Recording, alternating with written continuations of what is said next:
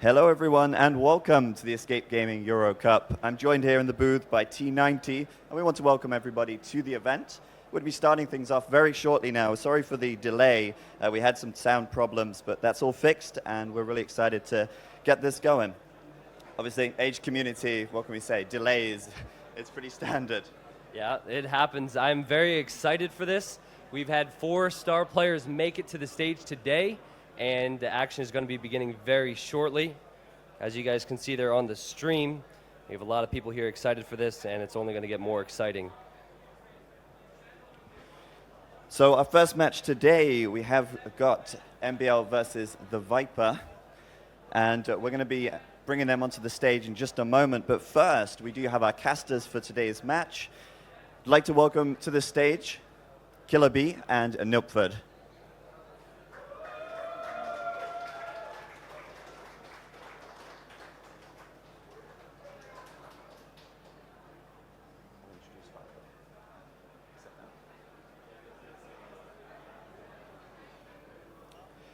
And our first contestant for game number 1, match number 1 here for the Escape Euro Cup, we have all the way from Norway.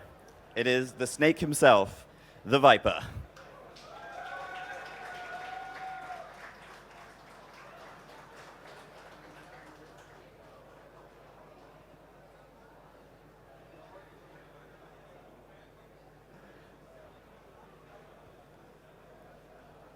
Up against Viper, we have MbL, also from Norway, the biggest lamer in the game. Let's hear it for him.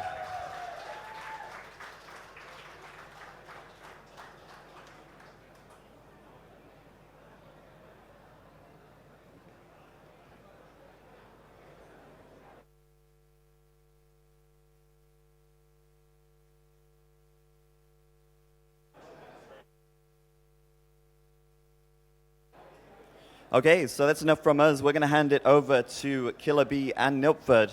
They're going to take it from here. Go ahead, guys, and have a good one. Ladies and gentlemen, welcome. Thank you for coming out today. I'm Killer B. I'm joined by Nilly. We'll be casting your matches. Really cool to have everyone here live.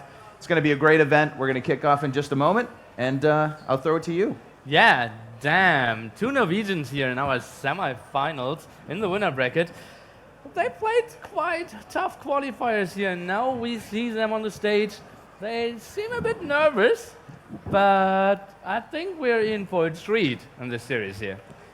2 Norwegians representing the Euro Cup in the first match. How do you feel about that? So unfair. Where are the Germans? Where are the Germans? Yeah, indeed. Yeah, where's Jordan? Yeah, he is laughing, but...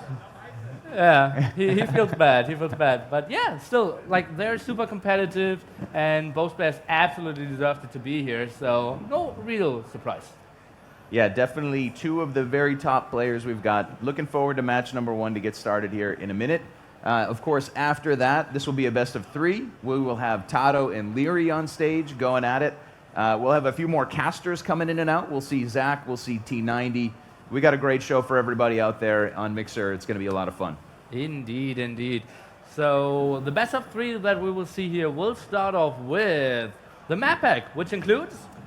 The map pack includes, look at that, you put me on the spot already. We've got Steppe, Baltic, Continental, Gold Rush, Arena, Valley, and Serengeti. We're going to get a random pick from those and a random mirrored civ for the players. After that, the loser will choose a map, and the players will hide their civs. And if there is a game 3, then the winner will choose the last map. Okay. Yeah. And people still trying to fix some issues here. But I believe once the game starts, you should hear us less, MbL. But we will see about that. And yeah, the crowd seems to be ready as well. Oh, even G90 is clapping. Yeah. Good to be here live in Cologne. This is a really cool opportunity. We had a little meetup with the Age of Empires community last night. Played a little football. I won't spoil too much, but I will say that the Vipers team and Tado's team were the 2 best in the football match. So we'll see if those guys can represent themselves on stage today. Team MbL and Team Nilly didn't perform too well, but My mother always told me it should be about the fun. Didn't really buy it. Team Nilly was the best looking team by far, I would say. Thanks, mate. Yeah. Thanks, mate. So it seems like the players are ready, and Okay. if you're ready, Let's let's put do the this. headphones on, and I think we should be fine. Alrighty. So let me get a visible confirmation from the players that they're ready. Good. Seems I can get some nods. The Viper, are you ready?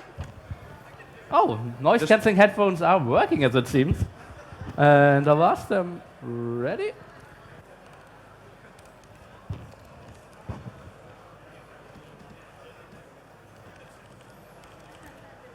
Then we are jumping into game number 1 here. Escape Eurocup Finals live from the Gamescom here in Cologne. Killer B, take it over. Overlay. And we have a Turks War here on Arena. Introduce the players. Killer B. Here we go. On the right side of the map, we have the Viper in the red, and MbL will be in the red on the left, and it is a Turks mirror. We have a brief pause here for a moment, just making sure we get the audio correct. Indeed. Obviously, it is tough. It is one of the bigger live tournaments we ever did. Working with great people here behind the scenes. We're working till 3 a.m. in the morning. Came here early as well, trying to fix all the stuff. The crowd is hyped as well. And yeah, we will see how we will fix those things. Way! Age of Empires. And yeah. Yeah, so for now, what we'll our take options are, T90 is coming to us, and let me see, is it a bit... Yep, little I don't technical know. issue here as we get started. Again, apologies, we started a little late, guys. Just working out the kinks here for the first match. We will figure this out in just a moment. While we wait for that, Nilly, let me ask you, as one of the very best players in the game, what excites you most about this live tournament? Oh, first of all, like, we have so many problems with, like, small input delays when playing online, and people are super excited to play here. Playing with zero lag, they can see each other, so much like mind games on the line. Yeah, but they... Well, I thought we had sound problems. The issue is MbL says he can hear us really. Okay, just doing some stuff. And But I don't think we can do anything. I think you're just gonna have to address, just like pass differently. I can tell Zach to turn the mic down a little bit. okay, so it seems like we will decrease the sound volume here for the audience, and we'll try to keep it the same, obviously, for the live stream. Sure, sure. Yeah, we don't want to spoil this. We are live on stage with the players beside us. We obviously don't want to give them any information that can help them in the match. It's quite weird because we are using in-ears and noise-canceling headphones over that. We actually even let them try the other noise-canceling headphones. Maybe we should try the ones we got from ESL again. And yeah, status seems like Viper wants to draw some, and I think we should show the crowd a bit more. They got all heated up already and trying to get it a bit colder here. Ivy got himself a nice chair, and we got, yeah, the crowd is pretty big. We got Joe here from Microsoft. We got the whole family of Leary here. He is around. We have Eddie, we have Waka, so many people around. Jordan, obviously. And who else do I recognize? Yeah, we had a big meetup yesterday, like 50 people playing football, drank till like close to midnight yesterday. People had a blast, and it feels like so many like friendly people like hugging each other. Damn, we played so nice yesterday. Welcome, and yeah, they're looking forward to see a whole day of AOC and great games. The thing that blew me away most was that it's supposed to be awkward when you meet someone for the first time. But for some reason, knowing each other online for so long, it makes these interactions really cool. It's like you just jump right in. I know that person's personality online. Guess what? They're exactly the same in real life. Yeah. So we're working out these final issues, and then we'll launch into game number 1. Again, this is a best of 3. It'll feature the Viper and MbL. The winner will go on to the winner's bracket, and we will pull Tato and Leary on stage for a best of 3 right after this. So an exciting set of games today. First game here is a random map, and the map is Arena. Okay, so seems like MbL put some music on. Not 100% sure if that distracts him, but I think he plays a lot of music from home as well, so should be maybe even more comfortable for him. Yeah, absolutely. Yes. These guys are ready to rock and roll, so they are going to launch here into game number 1. Apologies for the delay. This is Killer B. This is the Escape Euro Cup Best of 3, Viper and MbL. First set of games here live from Cologne, and I am joined by the man himself, Nilpford. Good to have you with me, man. Damn, I'm so happy to be with you here, Killer B. And yeah, with that great match, probably the king of AOC at the moment, the Viper playing in the yellow trunks here. And on the other side, we will have MbL. It will be a Turks versus Turks mirror game here in game number 1. Of course, the map is Arena. Arena, it's always important to see where those mineable resources are. And if we look at MbL's base, he's going to have a couple resources here on the front, which is going to be something he's going to have to think about later in the game. Also important to check out the relic positioning. Looks somewhat fair. Might favor the Viper a little bit on his side. Viper playing in the yellow as Turks, getting his Dark Age started, luring in sheep, doing a little bit of scouting. Looks like he will have a back stone in the back pocket, main stone behind him. Front gold, but a little safer base than MbL. I'd say he's got a slight map advantage. I would say so as well. Defensive stone is super nice because Janissaries are so strong in the Turks war here. It's very likely that we'll see some castle drops, Janissaries out. Maybe then the decision, how early will I get to Imperial Age? Will I build some Janissaries? Will I put on the aggression here in Castle Age? Or do I try to free that tech route and get some bombard cannons? And we'll see. Interesting moment here at the start. Viper is forward. He's able to steal his sheep for now. MbL scout, though, is in this jurisdiction, so we are going to see a scout fight. Whoever gets the first poke in here is going to have an advantage. Looks like the Viper will go back for now, and MbL will protect his boar and his sheep on the front of his base. And that's such a big difference. You remember when you see the Viper play online, he will always go for the random scout fight and see what happens. But now he's playing the biggest 1v1 tournament in years, and he thinks scouting is key. I will try to avoid that scout fight. We'll try to play with as much information as possible and try to play a solid, well-informed game here. Yeah, it's a good risk by Viper to come forward. If he was able to steal a sheep or a boar, it'd be a really nice advantage for him in the early game. Of course, on Arena, we often see players fast castle. We often see them basically build up their economy, for those of you guys who don't know the game too well, and quickly go through the feudal age, go directly to the castle age, build out their eco, or make a big push. In this case, with a Turks war, do you expect a boom from these players or a push from these players? I think a pure boom is absolutely suicide with Turks. Janissaries are so strong, it's so likely that we will see, just them smashing in, and you cannot really defend if you have like 3 CCs running. Yeah, you have a 20 villager, 15 villager advantage, but they will all just die to this long-ranged, heavy damage output units from the castle. Yeah, I'd have to agree with you there, and it is worth noting that both these guys are really seasoned on this map. Of course, being pro players, they've played every map to here and back, but the Viper is the reigning master of Arena. Is that correct? Indeed, So but you know who he faced in the finals? Go ahead and tell me. It is MbL. Indeed. And so they played a very strong, good series. Broke all records when it came to viewers at that time. I believe even the Viper coming from the loser bracket there and still getting the crown. So he put a lot of thought into that, and it was a very heavily fought series. And MbL took some maps, so maybe that's one of the best maps he could have gotten here.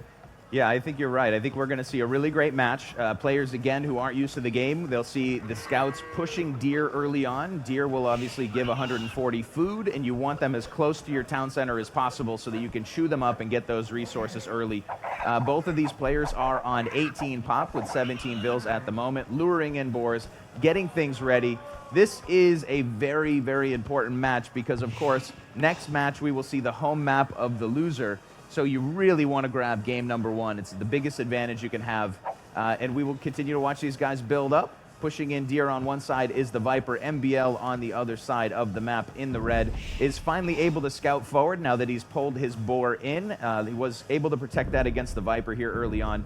MbL will start to scout out the Viper's base and get an idea of what the Viper is working with. At least for now, MbL doesn't know anything about Viper's And resources. let's take a look. Yeah, MbL didn't even scout his sheep there and is not pushing those deer. That's typically on Arena something we see so often because you cannot really scout the enemy properly since he is stonewalled. So normally people are just trying to use the scout to full potential to boost your economy. And MbL, does he maybe think Viper was so early and stole 2 of his sheep? It is kind of weird, and I'm a bit surprised that MbL isn't going for that. Yeah, you can see from the Fog of War, he scouted everything but that tiny, tiny little patch, and I think you're right. I think he assumes that the Viper got a couple of his sheep, and he's maybe given up on scouting for those too. But he does see the deer patch. He will push these deer at some point soon, and I think he'll find his sheep. MbL's really, really good. I mean, all pro players are, but he's really good at adjusting to the moment. Being down a couple sheep is something that he's going to react to nicely and continue to give a push. He is actually coming over now probably to push those deer. Yeah, and something we didn't address yet, the life effect. We know the Viper was in Dubai playing offline games. He was at the Maldives playing offline games. He was in China playing offline games. MbL? Playing from home quite a bit, I would say. Yeah, I think that's well said. I think today, in general, the Viper has a big advantage since he's been on stage, he's played live events, he knows this feeling a little bit more than the other players. But you got to start somewhere. You know, we're going to see Leary and Tato coming on later, and we'll see how they deal with the stage. Looks like Viper will go over to Stone with a couple of villagers for now, so we'll keep an eye on that. That could be indicative of a Janny play. And if we look at MbL's side of the map, he's coming forward to start taking gold. So these guys, for the moment, still building up, just as our energy level is here early in the morning in Cologne live. Good to have some of our AOC fans out there in the Mixer chat. Hopefully you guys are having a good time today. Sorry again for the delays, but we are rocking and rolling. Feudal Age on the way for the Viper on 26 Vils. MbL will go up on 27. Presumably, neither player will loom up because you just don't have time to go for loom in this case. And we're going to see these guys drop some buildings and go to Castle Age really quickly. Yeah, and as we see, both players are on Stone here. 2 villagers for MbL, 3 villagers at the moment for the Viper. You will add additional 2 when you hit the Feudal Age, and then you will get exactly the 650 stone when hitting the Castle Age. So Janissaries coming up for both players, most likely here. Yeah, and you called it from the start. I mean, this is a civ that if you try to go full boom with, you're taking a huge risk, especially when your resources are on the front of your map, like both of these players.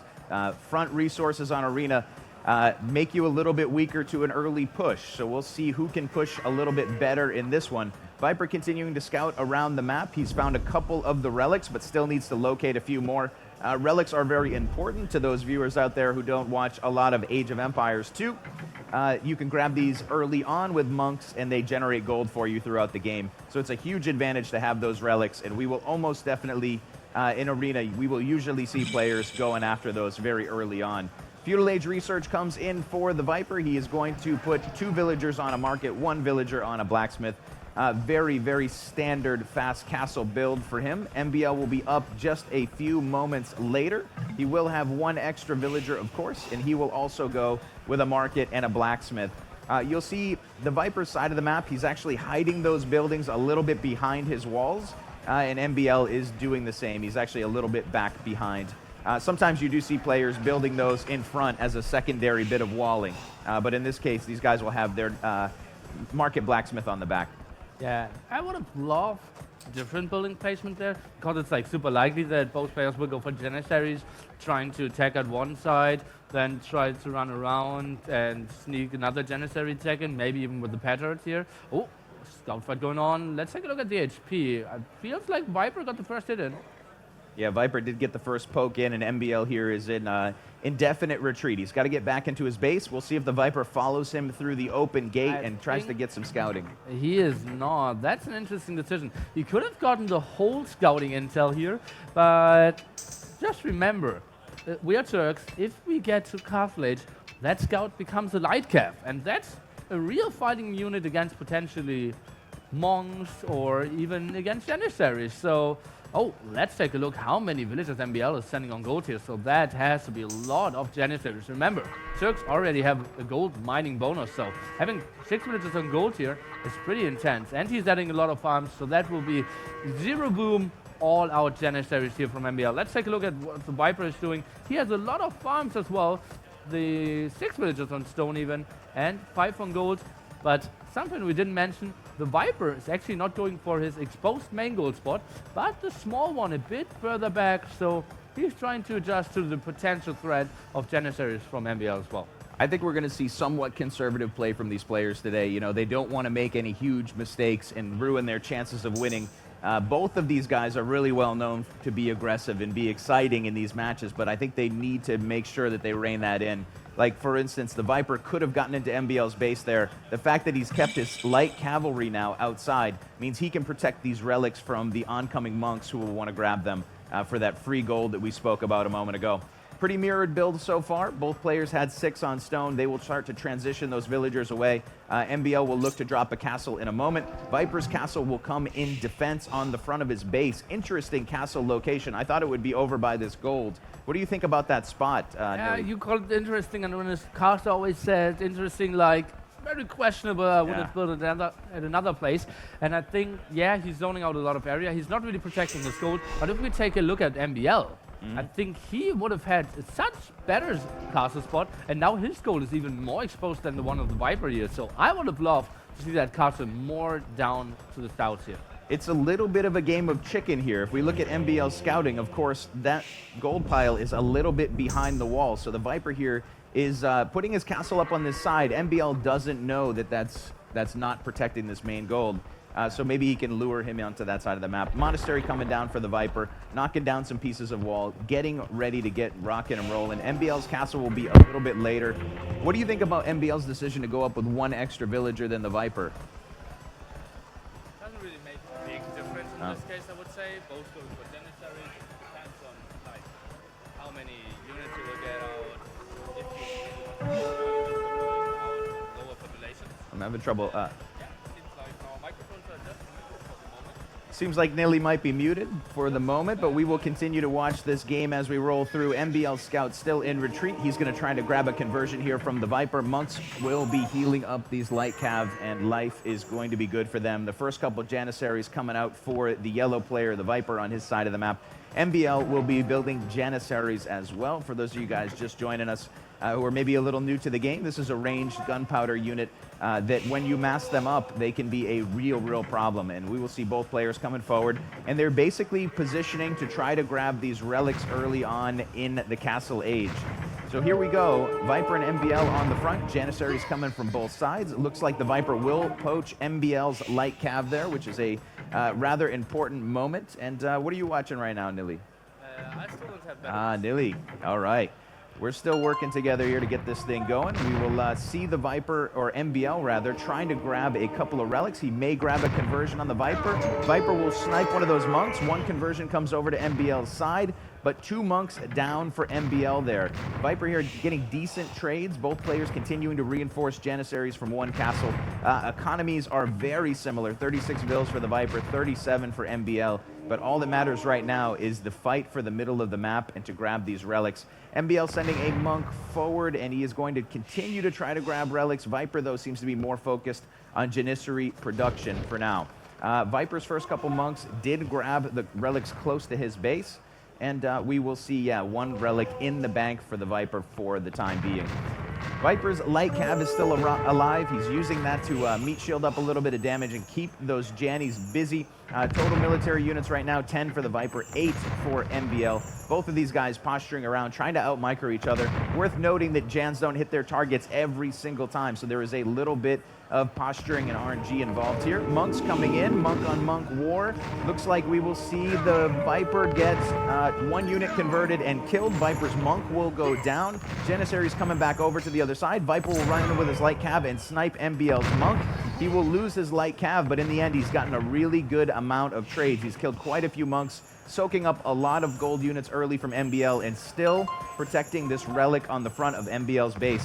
So the Viper with 1 relic in the bank, MbL struggling to get a relic of his own.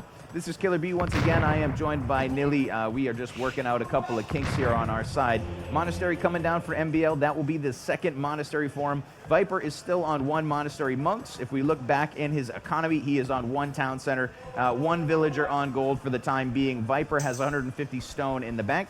MbL on his side is on 1 TC, double Monastery Monks for MbL, along with Janissaries as well.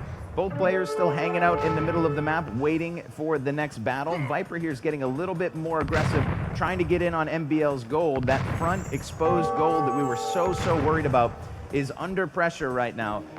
For the moment, Viper hasn't killed any villagers there that I've seen, but he is still posturing around and making MbL really work for it, and there goes a villager as we speak. A couple villagers going down, a couple of Jans getting swapped over to MbL's side. We will see if double Monastery Monks is the play, or if it's the Viper with 1 Monastery and maybe a few more Jans, 13 military at the moment. Notably, Viper has moved over to his main gold. He feels safe that he has a little bit of map control. He's going to start taking those resources.